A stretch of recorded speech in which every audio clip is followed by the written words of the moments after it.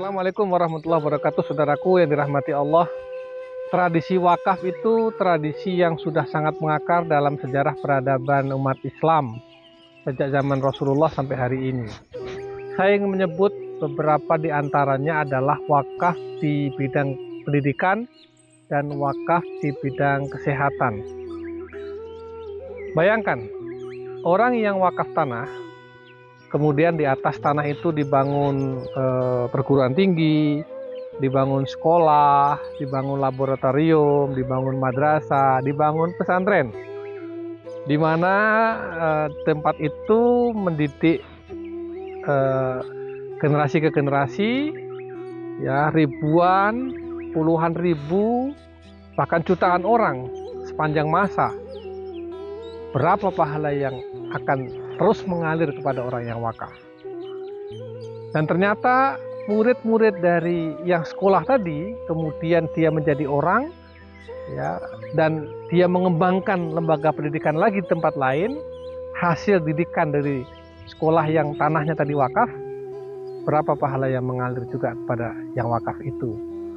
Atau orang yang tadi dididik di sekolah yang tanahnya adalah wakaf, bangunannya adalah wakaf tadi, kemudian dia menjadi seorang saudagar dan dia punya perusahaan dan mempekerjakan ribuan karyawannya, berarti dia menghidupi banyak keluarga. Bayangkan berapa pahala yang akan mengalir kepada orang itu. Saudaraku yang dirahmati Allah, itu secuil dari contoh-contoh wakaf yang pahalanya akan terus mengalir. Atau wakaf di bidang kesehatan. Orang yang mewakafkan tanahnya, di atasnya dibangun klinik, kemudian atau mewakafkan gedung yang kemudian dibangun klinik, rumah sakit, atau dia wakaf alat-alat kesehatan.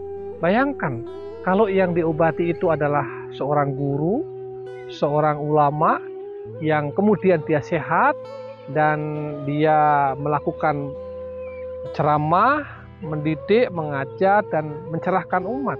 Berapa pahala yang didapatkan dari orang yang wakaf tadi. Atau kalau yang diobati itu adalah seorang kepala rumah tangga yang dia bertanggung jawab dan dia tulang punggung keluarga, kemudian setelah diobati di klinik itu, di rumah sakit itu, dia sembuh dan dia bisa bekerja lagi dengan baik, ya, dan kemudian keluarganya sejahtera kembali karena kepala keluarganya sehat. Berapa pahala yang didapatkan dari orang yang wakaf itu, dan lain sebagainya. Itu secuil atau sekelumit contoh-contoh pahala-pahala yang akan terus mengalir dan berlipat-lipat dari orang-orang yang telah mewakafkan hartanya untuk kepentingan baik pendidikan, kesehatan, atau sektor-sektor yang lain. Saudaraku yang dirahmati Allah, saat ini saya sedang berada di Wollaton Hall di Nottingham. Ini area yang sangat luas yang konon dimiliki oleh seorang pengusaha namanya Mr. Booth, ya.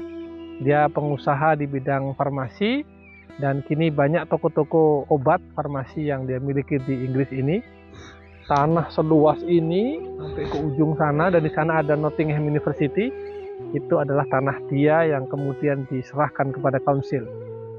Artinya kalau di kita diwakafkan kepada kepentingan publik. Wakaf lifestyle. Assalamualaikum warahmatullahi wabarakatuh.